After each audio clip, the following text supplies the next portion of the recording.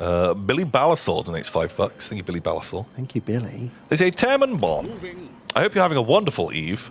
I finally managed to catch you live, so I wanted to say hello and ask you, who's your favorite orc or goblin? Hugs and kisses, what?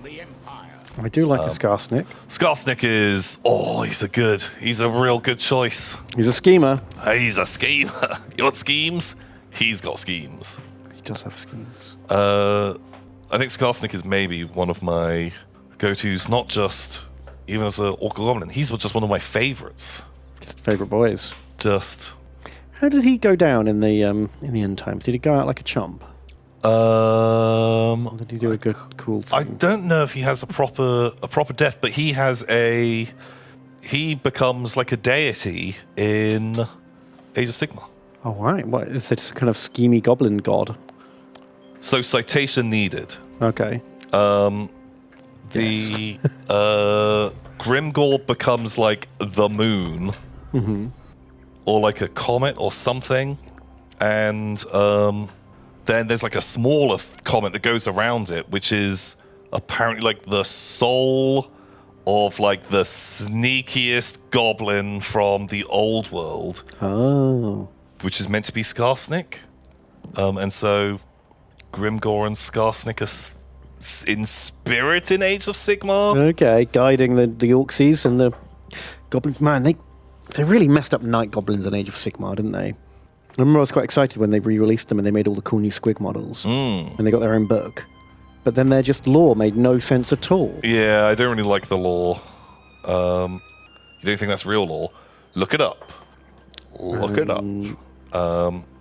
They literally forgot about him in the end times, apparently. They just didn't give him an ending. Yeah, well, like, there's a lot of characters, and, you know, that was a terrible written story.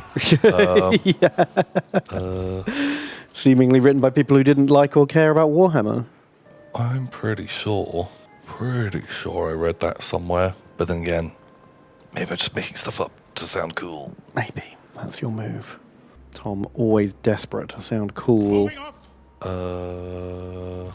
But maybe it's like an ambiguous thing. But I think it's heavily hinted that Grimgor becomes Gorka Morka or whatever.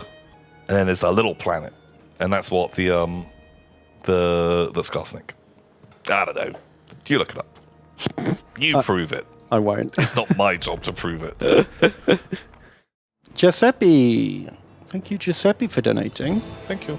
They say, Big Bad Breaking Benjamin and Tipsy and Very Tricksy Tom. I love arbitrary rules to quantify strange things.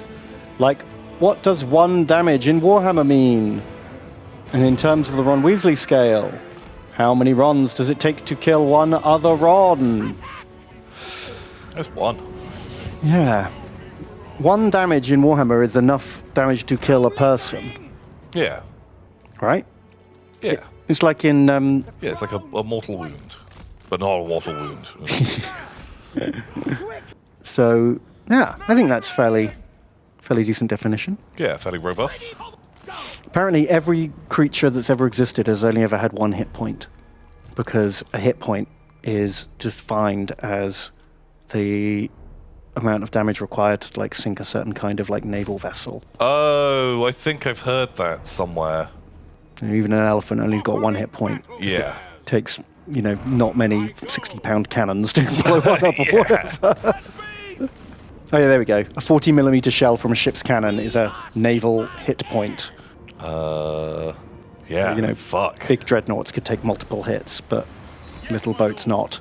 Yeah. Like a bee probably isn't gonna do great. Yeah. I guess just a bullet, because you can get like a stub gun is just like a revolver effectively, right? Yeah.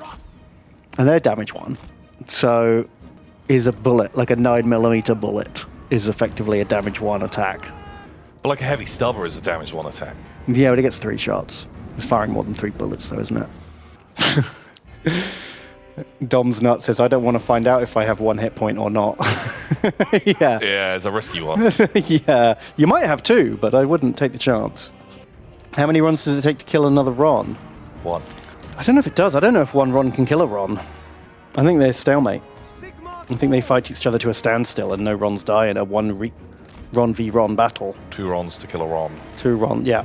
Ron Weasley is a 2 on the Ron Weasley scale. Wow. Wild.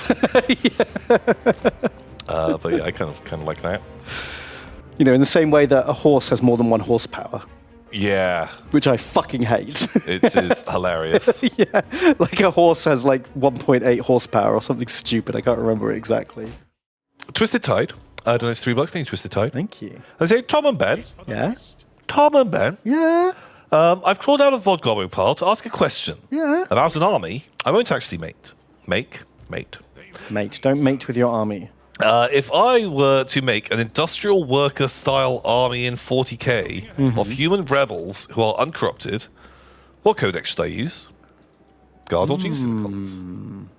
Genius Killer Cult's probably more thematically appropriate, but you would lose access to a lot of the units. Do you know what I mean? There's nothing you could really sub in to take pure strength Gene Stealers or Aberrants. It depends on what you want to model them as. Because even, like, if you think of industrial guard, industrial workers, your average industrial worker, I don't think is going to have the stat line of a Gene Stealer hybrid. No. Who are the guys that get to use the industrial tools? True, but then like the neophytes get like heavy mining equipment.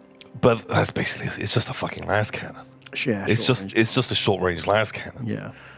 But yeah, the hybrids are like stronger and tougher than humans. And like loads more attacks than a regular human. I think a guard Admech isn't a terrible choice. I feel like Admech's actually a pretty nice one. Admech are super shooty though. They get loads of stacked shooting buffs that would make your army feel weird. Wouldn't feel like a workers' uprising. It would feel like a powerful shooting faction. At least with the Gene Stealer cults, you get all the weird stratagems and ambush stuff. Yeah. Makes it feel like a guerrilla It horde. feels more like a guerrilla rebellion uprising type thing. If you did your hybrids as like growth hormone filled like factory workers, like the Goliaths are in Yeah. If you did them like that, where they've been like enhanced with like vat grown organs or like pit slaves. Pit slaves, something like that. Okay, if they're pit slaves, if you do a pit slave army. Well, you have mixed it all up. You have regular workers. Yeah. You have like but your pit slaves and your squads Goliaths. of pit slaves. Oh my god, I'm fucking into that. I love a pit slave. Because then you get to have the killdozer. Yeah. Which fits really nicely. Yeah. Some kind of like heavy industrial equipment. Yeah, I like that. And you can have your aberrants. You just have to model them differently. You can just have like bigger, like amble type things, bigger pit slaves. Yeah, I guess you could use those like Ogrins. Ogrins would work. Yeah. The only thing that would be hard to dupe up is the pure strain Gene Stealers. But there's so many unit types, you can miss 1 or 2 units, and it's not the end of the world. Yeah, I don't think you even need the pure strain Gene Stealers. Like definitely, like good cool units. You don't have to have them in your army. You can have other things. And if you take it as a Gene Stealer cult army, you can have Imperial Guard allies as Brood Brothers. So if there are a couple of units that you do want out of Guard because they fit your theme and you want to convert them up, you can sub them in. Yeah. Also, why is that a weird quote? I love pit slaves. Type in Warhammer pit slaves. Ah. It's literally one of my favourite things in Warhammer. Pit slaves. I love them. Warhammer ones, for sure. I think even if you just typed in broad strokes pit slaves. Ooh, gamble. I'm going to take that as a gamble. Not on the main screen. It auto-filled to Necromunda. It knows your game. Yeah, straight to Warhammer. Every image is this. These buzzsaw men. Yeah, they're just great. They're just great guys. Terrible in the game, but just cool. Just the Just coolest the most dudes. fun.